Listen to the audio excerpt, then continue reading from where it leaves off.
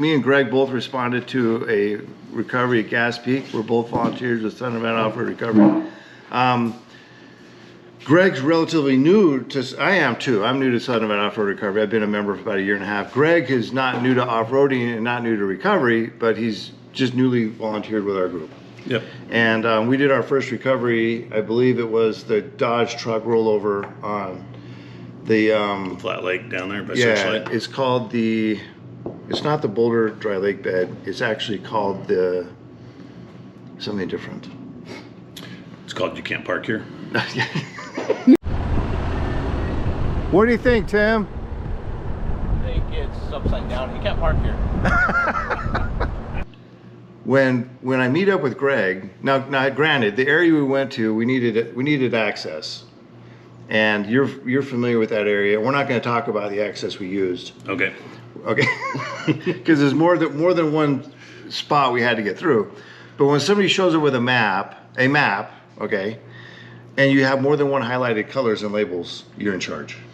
So the easy explanation is there was multiple access points. We didn't know how we were getting in. Yeah. We knew we had to get through a security guard, and we knew we might be calling in additional resources with trucks and trailers for transport out of cell coverage range. So we left a map not only with ourselves and coworkers, but we left it with the security guard. We did. In case more people showed up, they wouldn't know where we're at. We had a trailer standing by. Yep. Yeah. It was giving Greg a hard time, but I thought it was really cool. It's not as cool as the time Crystal showed up with cookies on our recovery. She's the one female recovery person we have.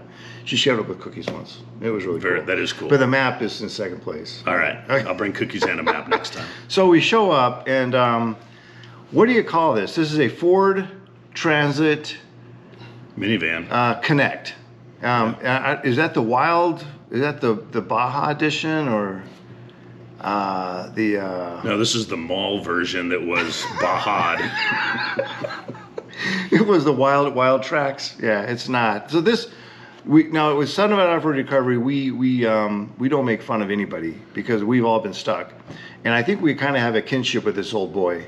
This old guy had this van out with his dog, and they're going to go out to camp, and to his credit, he did not take a vehicle that I think we would say is appropriate for the trail. Right. But he was prepared to be stranded, and when we got there, he offered us a cold drink. If you notice the dented rim, here's Greg. Now, you know, you're going to see Greg doing all the work because Greg was in charge. And because Bryan's smarter than me.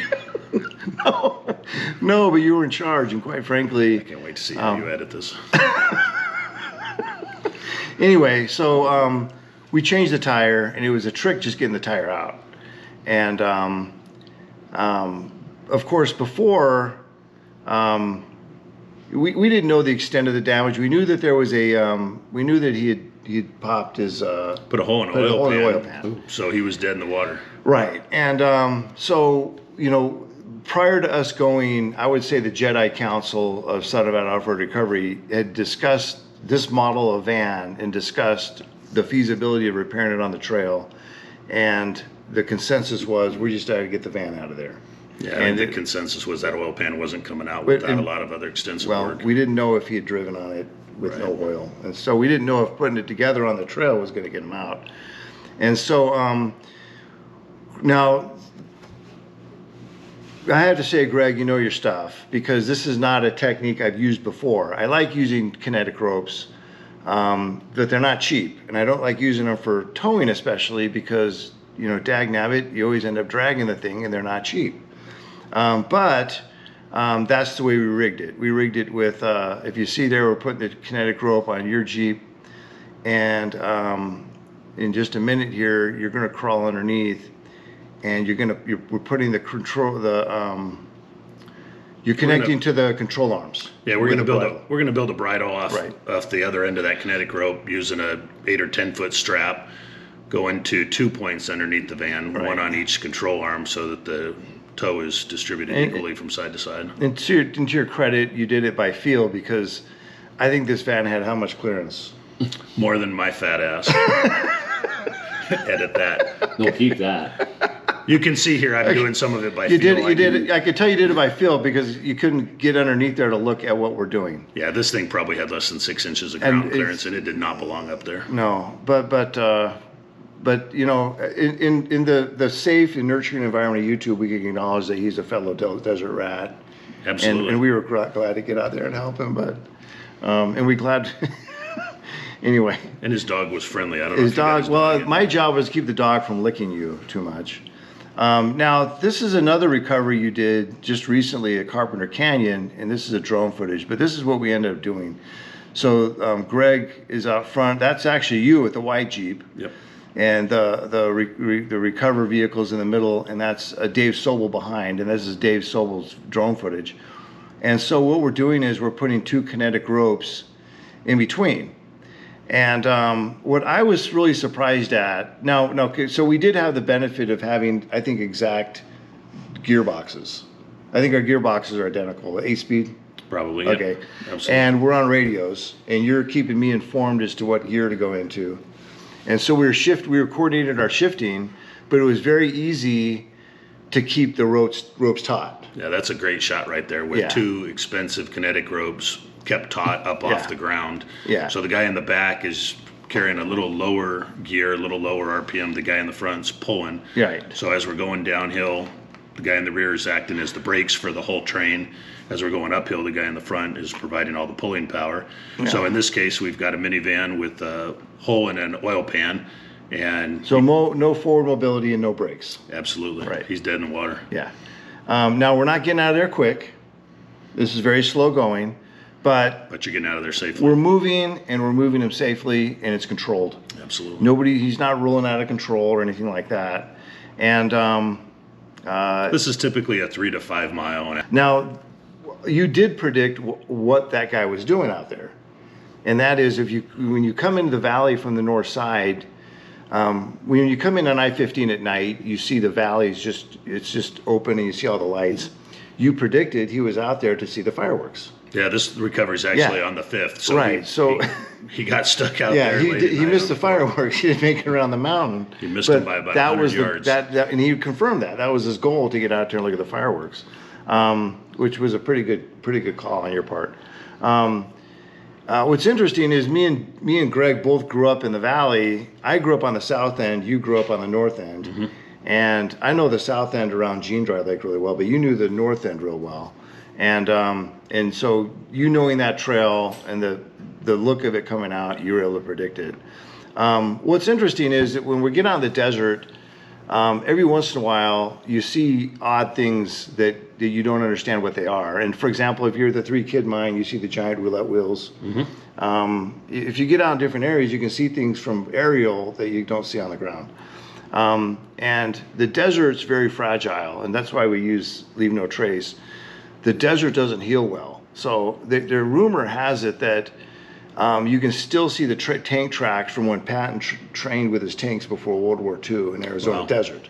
And that's because once you drive through the desert, the tracks kind of stay indefinitely. They don't really heal over very well or very quickly.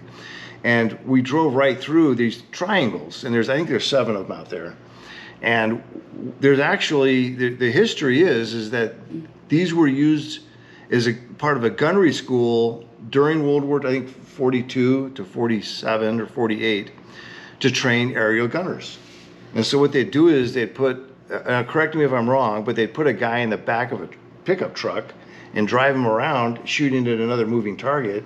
And if you can learn to track an object like you would shoot at a bird with a shotgun, you can learn how to shoot another airplane out of the sky. I'm going to believe you because I don't know if you're right or not, but it sounds like a great story. Well, that's my understanding. Interestingly enough, we could zoom out on that map, Range Road is just to the right of that. So yeah, this was all live artillery range. And there's other training sites nearby that look newer, but these date back to the World War. And what's interesting is, they trained for the B-17s, they trained for the B-24s, maybe the B-25s and the B-29s, but after that, there was really no need for aerial gunners anymore, because once you got to the B-52, it's all remote gunnery. So, but at one time, they were training hundreds and hundreds of airmen there to fly and to shoot guns accurately at other aircraft. But that's just that's just a side note of something we drove through. And there's a famous image here. That's, I guess, Clark Gable. I don't know if he trained out there, but I guess he did do aerial gunnery school. In your video, he did. So we were successful, and you know, we got past the triangles and we're coming out. If you see in the beginning, it's pretty light, and by the time we get out, it's pretty dark. Yeah, that suspended vehicle in between the two kinetic ropes is a 3 to 5 mile an hour pull all the way out, and Right. we were all of 4 or 5 miles up in there. So it's a slow go for about an hour, but it is definitely safe and the best way to get out without anybody rolling into each other. Yeah.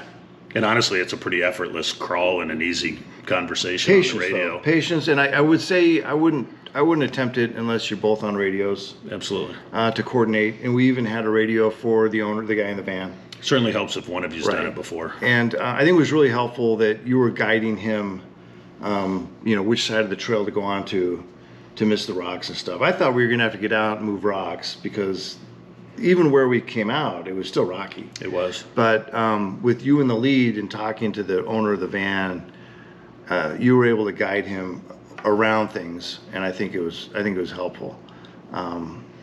This sounds like a pretty successful technique, Brian. I think we should do it again sometime. I don't know if anybody else is doing it this way. I guess they probably are, but this was my first time doing it this way, and with two kinetic ropes between the vehicle. But the issue bringing a dead vehicle downhill is somehow you got to slow them down. Right. And this is the safest way I found to suspend a vehicle in the middle. Yeah. And because both ropes are elastic, I don't think either one of us drug our ropes. I didn't drag my rope, and I was keeping an eye on it. And Right.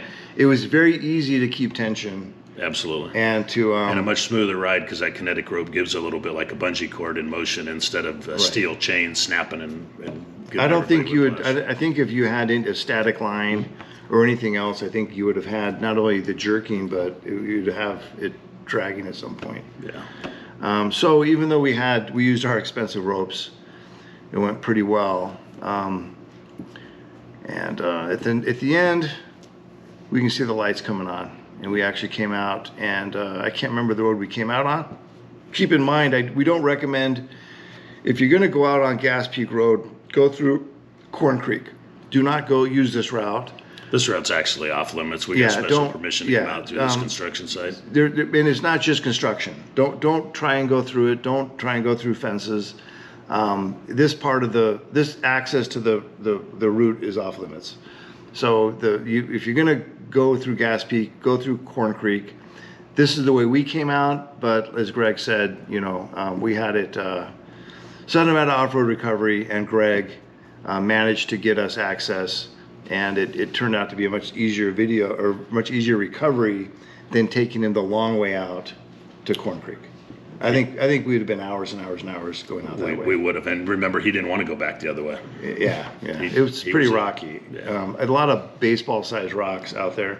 And I think hopefully, you know, we didn't follow up with him on his repair. Hopefully he got his oil pan fixed. To his credit, it looked like he did stop right away because, you know, you can kind of see the telltale signs when he popped it. It looked like he did stop right away. And hopefully he was able to fix his van, and maybe he's out there with his dog somewhere. Maybe camping. I don't know. Maybe he'll make it up there next year for the 4th of July. No, hopefully he doesn't. Hopefully he doesn't try this one again. But maybe he's out of Lake Mead or somewhere else. I'm sure he's enjoying the outdoors somewhere. Yeah, exactly. Well, it was a successful recovery, and we're glad to help him out. And like we said, this guy was, be prepared when you go into the desert. Have water, have your food, but be conscious of the vehicle you're in for the trail you're on, because if it's too low, you're going to have trouble and you're going to pop oil pans and things like this. And you're going to get to meet Brian. That's the best part of it. Yeah, right. Anyway, very successful, Greg. It's good to work with you on this one, and we'll see each other in the future. Looking forward to it. Thanks, Brian.